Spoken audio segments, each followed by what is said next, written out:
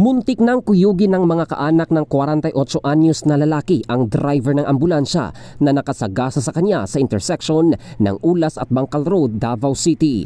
Naganap ang insidente habang papauwi galing sa trabaho ang biktima na kinilalang si Renante Cejas, may asawa at mga anak, private employee na residente ng Astorga, Santa Cruz, Davao del Sur.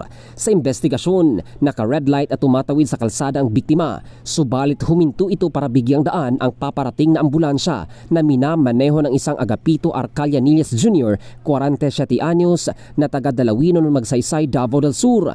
Ang ambulansya ay pagmamay-ari naman ng Magsaysay Local Government Unit ng Davao del Sur.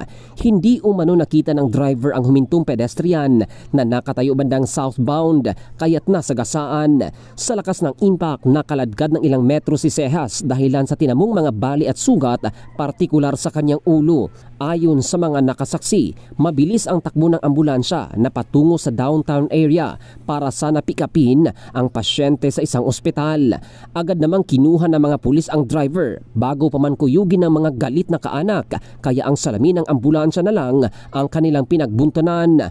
Ayon naman kay Davao City Police Office spokesperson Police Captain Hazel Tuason, mahaharap sa kasong reckless imprudence resulting to homicide ang driver ng ambulansya.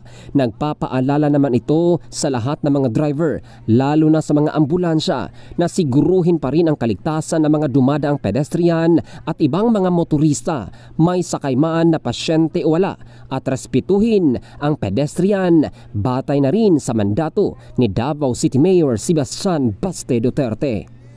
Ang balitang ito ay hatid ng Drive Max Adult Herbal Capsule para sa lalaking laging umaangat. Ito si Jofel Candado in the heart of changing lives ng Brigada News Philippines, the Music and News Authority.